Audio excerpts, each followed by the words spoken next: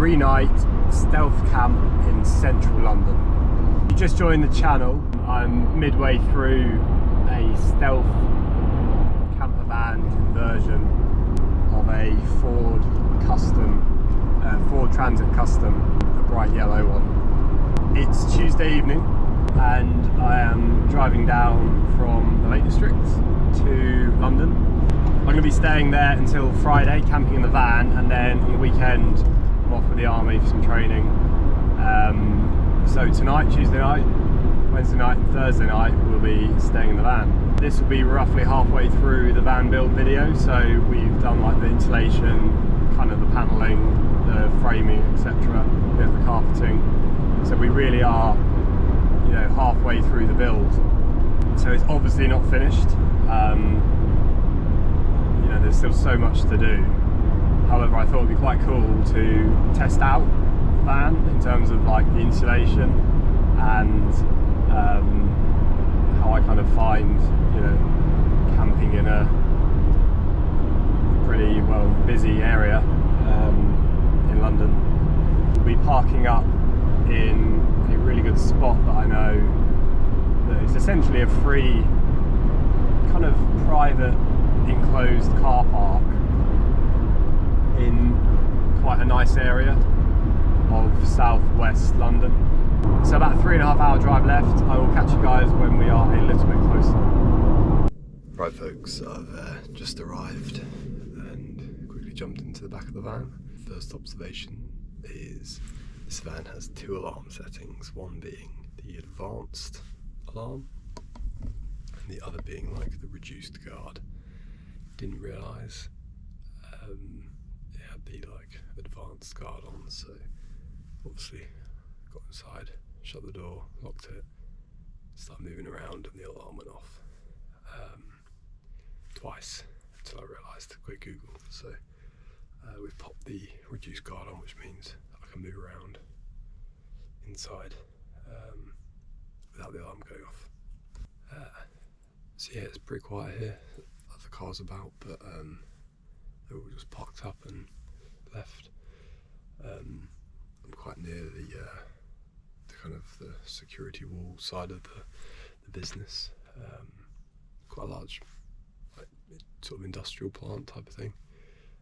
There's lots of CCTV and, you know, huge spike walls and things like that, so it seems pretty safe. And again, near some quite nice residential, you know, places. There's a lot of vans and other things left here. There's probably even some other people camping in them, even, you know, but very stealthily. So plan now is to get the bed set up. It's 11:30. I'll be up about 6:30ish, maybe 6. I'll see how I feel. I'm gonna pop to the gym, grab a shower, go for a run and grab a shower probably. First learning from the stealth camp is to pre-pull up your mattress before you get there, because it's noisy. Although I think with all this insulation, it's probably not too bad, except for the fan hole. Obviously, noise can escape quite easily from there.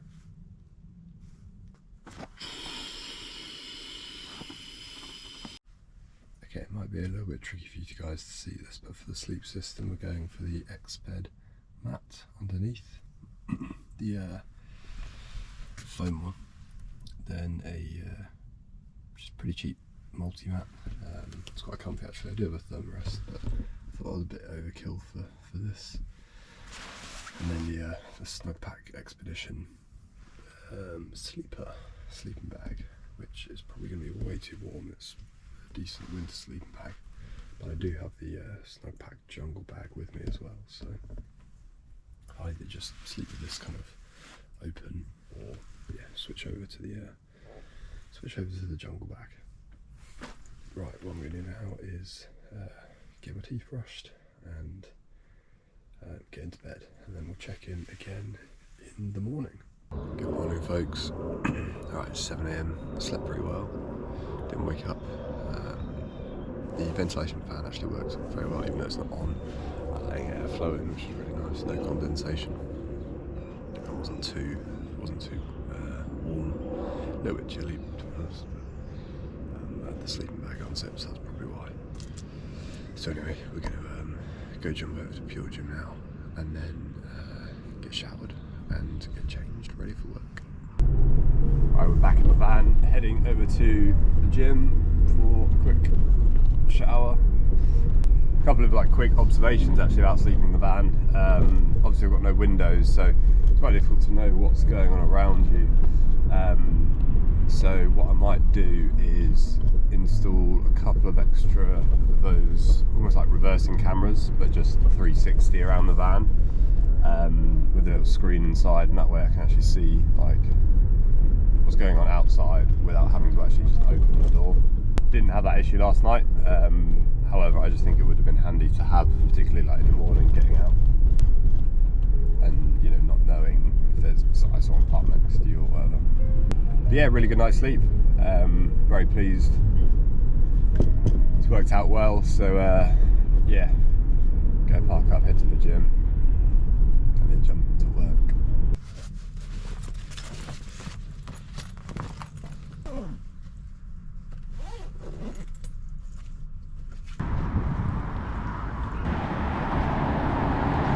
Welcome back to London, folks. Concrete and pigeons and rubbish. Ugh. No green anywhere.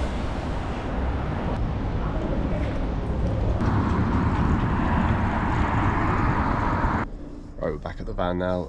Just popped to Pure Gym, shower, Sainsbury's, grab some milk for some protein. Running a bit late, as the walk took a bit longer than expected to the gym. So now I've just packed up my stuff, hung my towel up, and yeah, I'm gonna go get the train now into Central to go to the office. I'll either see you guys there or maybe later tonight. Right folks, night 3 in the van. It is 10 o'clock. Last night was a bit of a write-off. Ended up going out, ended up crashing in the van where I park it in the day, because obviously I couldn't drive it. Went to work, and then yeah, gym, swim, sauna, etc. this evening. Just went to Sainsbury's, picked up some food.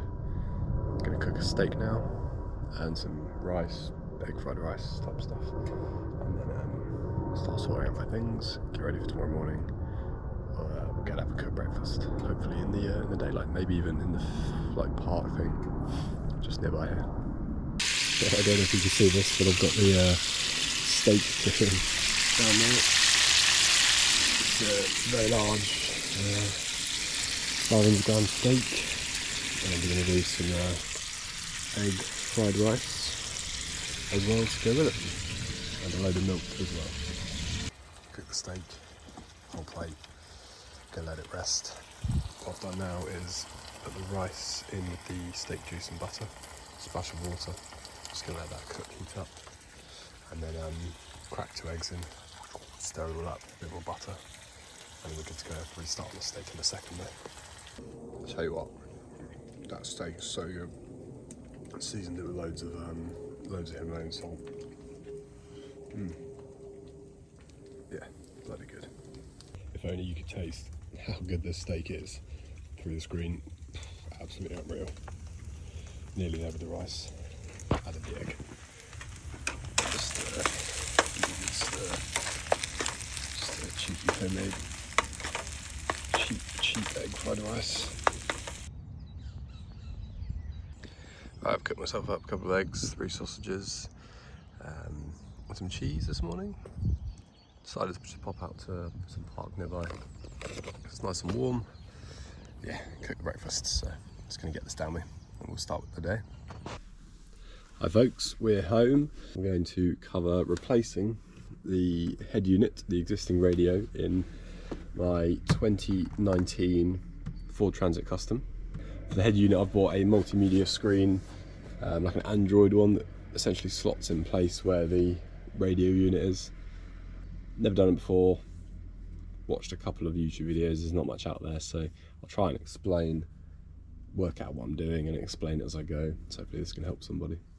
Now this type of radio is actually the low unit radio for the Ford. You get high unit and low unit. High unit has a different kind of screen. This one looks like more like a normal conventional radio. If I just show you guys, you can see it there.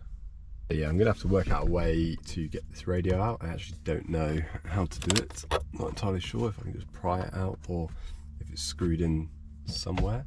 Might have to do a bit of YouTubing on that. And then this is the new head unit, the multimedia screen. With the connection points in the back, that essentially just slots in. Slots in there, and it'll sit where that radio is. And these are all the cables and things that come with connectors and whatnot. So I'll lay those out and just show you what I think each one is for. These are all the cables that it came with. The first one really is the connection cable for the power and lots of other things related to it. So this end should go into the cable that is inside the car kind of existing head unit. Things like the red, for example, I think is the power. We've got these two key 1 and key 2 cables. Now they can be somehow attached into the existing cables, like, you know, connected together. I'll use those grey connection clips that I've used before, which I'll show you in a sec. Now the key 1 and key 2 cables are to make the steering wheel like buttons work, like volume and things like that. They can be programmed, I believe. So we'll see.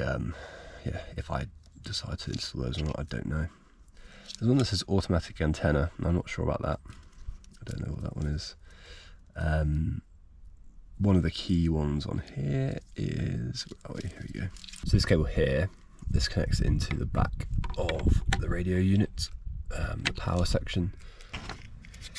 This cable here is for the GPS. It's like a little antenna that just screws into the back of the head unit. I'll pop that somewhere in the car. It's got a little sticky thing that'll help with navigation. This cable is the antenna cable, so this is like for the FM radio. Yeah, just slots into the new head unit, the back just there. That end should join up to the existing cables on the current head unit. This is the video cable for the reversing camera, the video feed. So that plugs into, again, the back here in the, whatever pin that is, I think that one, or that one. These two wires don't do anything. I believe they're like Wi-Fi antenna wires or something. Two cables here for essentially power, like USB things, so that can be used for Apple CarPlay, USB, and I think that can be plugged into a cable in the existing radio if it's there, and that will allow you to use the USB ports on the car already. Okay, so I was actually about to give up trying to get this out and just order the kit to get the radio out, because there's essentially these two little slots just in there, if you can see, there and there, that you need a special removal tool for, to kind of push the radio out. However, jigsaw blade, thin, long, strong.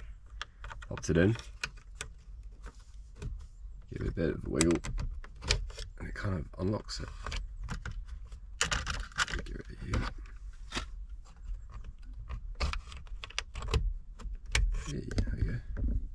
Now in theory, slide out nicely. Perfect. Now we've got access to the back of the radio. So these are the cables that we're going to be connecting the new head unit with. So next up, what we'll do, just unplug these cables. This is the main cable in the back. See if we can get this cable out. There we go.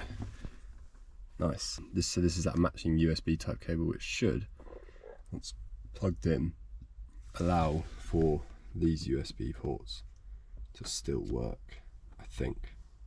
This one, a little bit difficult to get out, can't seem to do that, so I think I might undo that screw and see if that helps it. Can't see any other way of getting it out, but I'm going to guess that is the aerial for FM radio. Right, that took a little bit of prying to get off and a tiny bit of plastic snapping, but I think it should be fine. That is the aerial for the FM radio. So yeah, got those 3 cables now, which is good news. Let's stick those out. So I'm going to have a look and see how they match up against the radio. Okay, so first set of cables looks promising. We've got the supplied, I guess, attaching cable that came with the radio, the new one. So this slots into here, that'll click into place just like that. And then all these cables will get wired up into the various bits on the new head unit. Now this is looking pretty straightforward so far. The other 2 cables we've got are the ones supplied with the new head unit. This is this USB plug cable thing. That's just going to sit in there. I'll probably have to electrical tape those together so they don't come apart. And then we also have the FM radio antenna, this one, so that the other end of that will just plug into this. Again, electrical tape those together, and then this sits in the back of the radio, the new head unit. Before we connect it up, I just want to see what it looks like, so I'll push those cables back inside. We're just going to slot the radio in, and that's roughly where it'll sit. So that looks pretty cool. Very pleased with that. Kind of like the overall finish. I think that'll look good. Right. This one looks like it's going to go into here. I've got this USB one that looks like it's going to go into here. Now what I'm super unsure about is this section of wires here. I've just plugged them into this, I think it's called a CAN bus. There should be something else that goes into this, but there are no other cables in there. It says it's for sync 3, and I don't think this van has sync, forward sync radio. I'm not entirely sure. So there we go. And let's press the on button, see what happens, if it does anything. Do I need to have the ignition on maybe?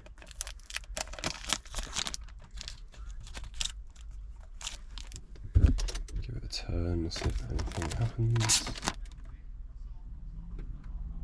Nope, nothing yet.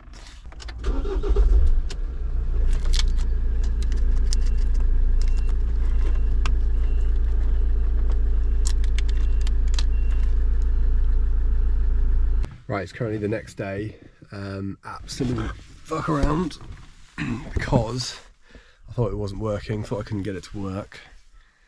However, I realised when checking the fuses down underneath the steering wheel, I must have somehow blown a fuse when trying to like plug it all in.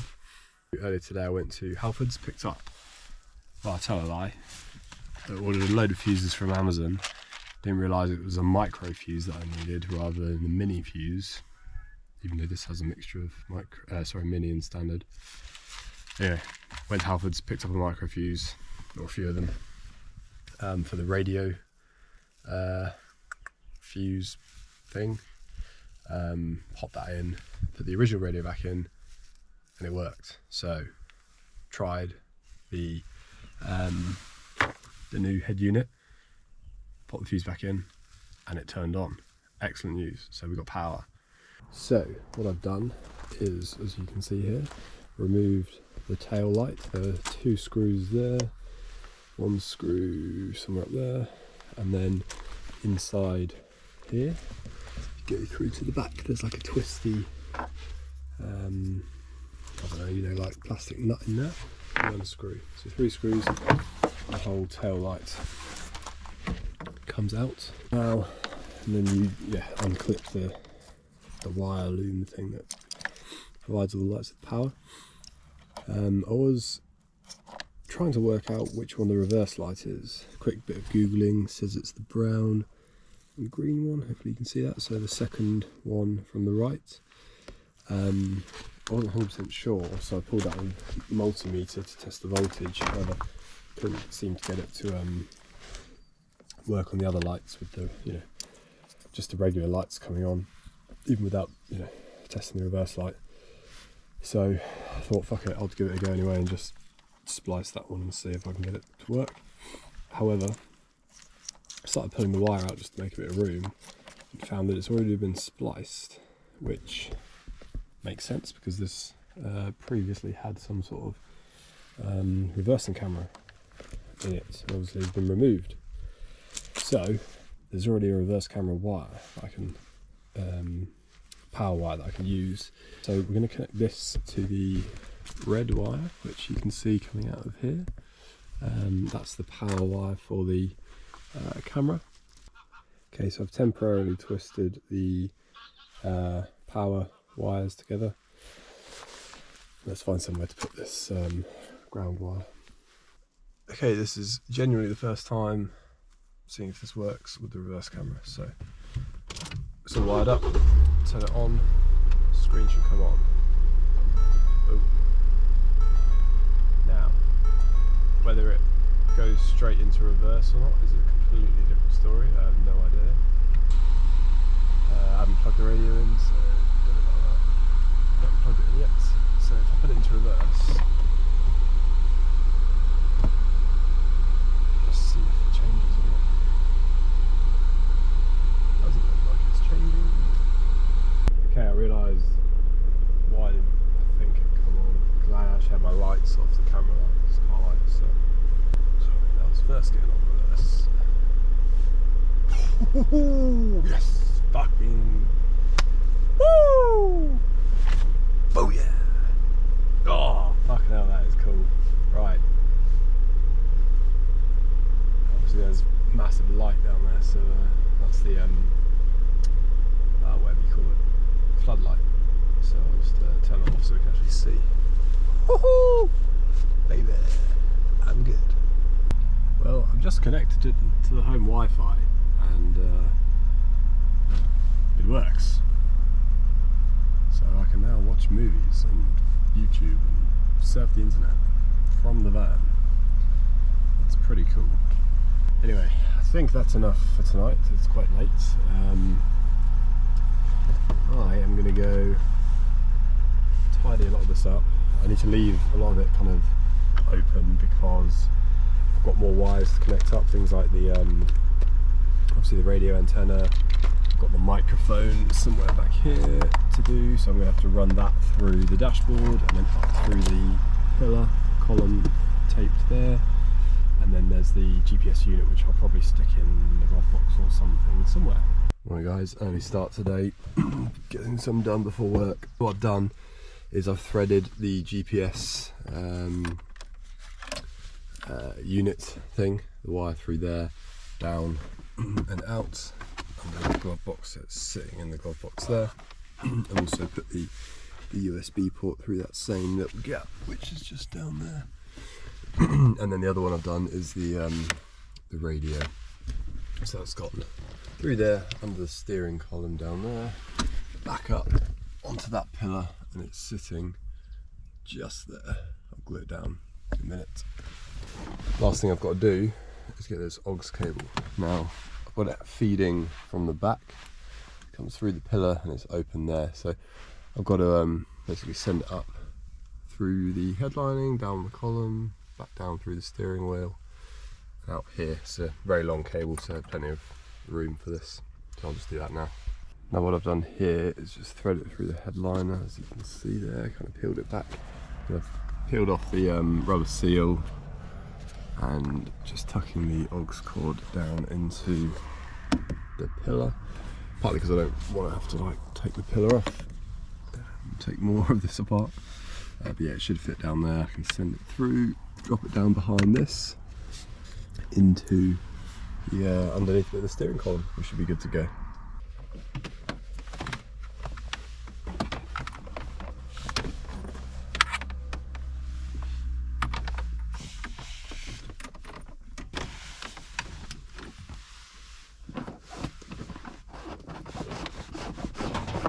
Right, I've got a couple minutes left on the GoPro. I've routed all the wires through into here.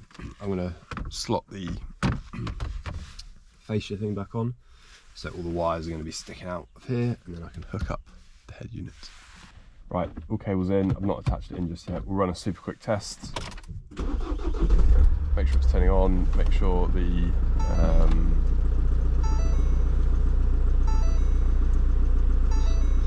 make sure the reverse camera works. That's the key one.